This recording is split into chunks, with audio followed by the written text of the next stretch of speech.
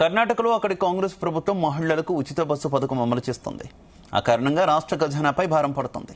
ఈ ఆర్థిక భారాన్ని తట్టుకునేందుకు కాంగ్రెస్ ప్రభుత్వం కీలక నిర్ణయం తీసుకుంది. బస్ ఛార్జీలను పెంచాలని నిర్ణయించింది.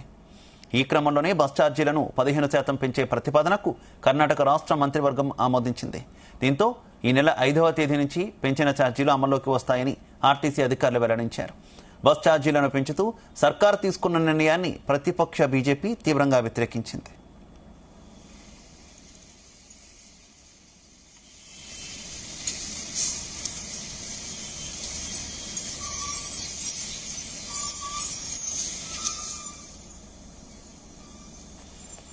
ఇక కర్ణాటక రాష్ట్ర ప్రభుత్వం దాదాపు 2 ఏళ్లుగా మహిళలకు ఉచిత బస్సు ప్రయాణ సౌకర్యాన్ని కల్పిస్తుంది. ఈ పథకం కోసం కర్ణాటకలో అధికారంలో ఉన్న కాంగ్రెస్ ప్రభుత్వం ప్రతి నెల 417 కోట్ల రూపాయల వరకు ఖర్చు చేస్తుంది. కర్ణాటకలో ఆర్టీసీకి గత కొన్ని రోజులుగా తీవ్ర నష్టాలను చవిచూస్తోంది. ఈ నేపథ్యంలోనే బస్ ఛార్జీలను దాదాపు 15% పెంచితే తద్వారా కర్ణాటక ఆర్టీసీ సంస్థకు ఒక్క రోజుకు 7.84 కోట్ల రూపాయల మేర ఆదాయం సమకూరుతుందని అధికారులు అంచనా వేస్తున్నారు. పెంచిన బస్ ఛార్జీల ద్వారా అదనపు ఆదాయం సమకూరి నష్టాలను పూడ్చుకునేందుకు అవకాశం ఏర్పడుతుందని సంస్థ ఉన్నతాధికారులు స్పష్టం చేస్తున్నారు.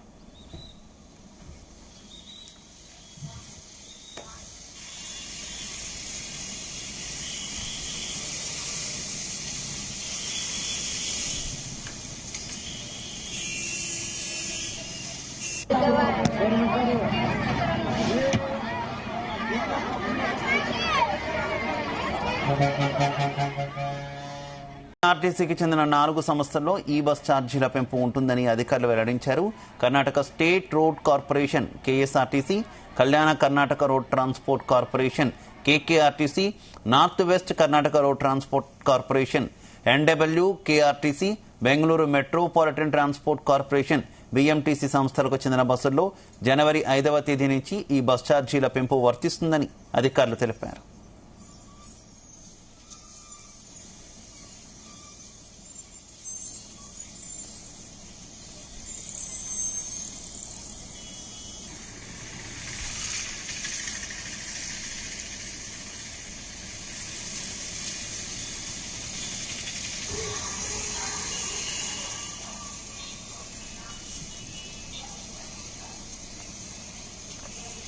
రెండు 2023 అసెంబ్లీ ఎన్నికల సందర్భంగా కర్ణాటకలో అధికారంలోకి వస్తే రాష్ట్రంలోని మహిళలకు శక్తి పథకం కింద ఉచిత బస్సు ప్రయాణ సౌకర్యాన్ని అందిస్తామని ఆ రాష్ట్ర కాంగ్రెస్ పార్టీ ఎన్నికల హామీ ఇచ్చింది.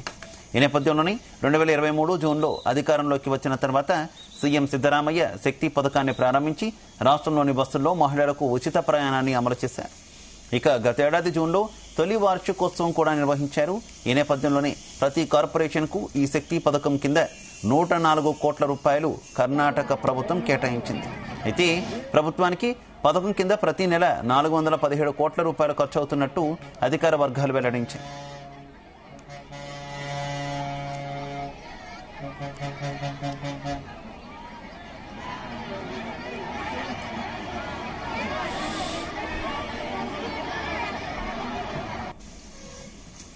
కాగా బస్ ఛార్జీలు పెంచుతూ కర్ణాటక కేబినెట్ తీసుకున్న నిర్ణయంపై ప్రతిపక్ష బీజేపీ మండిపడుతోంది.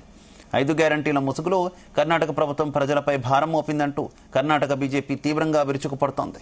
సిద్ధు సర్కార్ రోజురోజుకు ఒక్కో ధర పెంచుతూ ప్రజల రక్తాన్ని పీల్చేస్తోందని ఆరోపించారు. ఇక కాంగ్రెస్ ప్రభుత్వ దురాశకు కన్నడ ప్రజలు ఇంకా ఎన్ని పన్నులు ఫీజులు చెల్లించాలంటూ ఆయన ప్రభుత్వాన్ని ప్రశ్నించారు.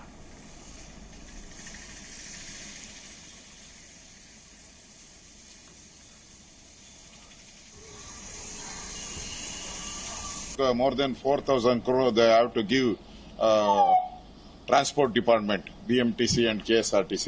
There is no money. That's why the easy thing.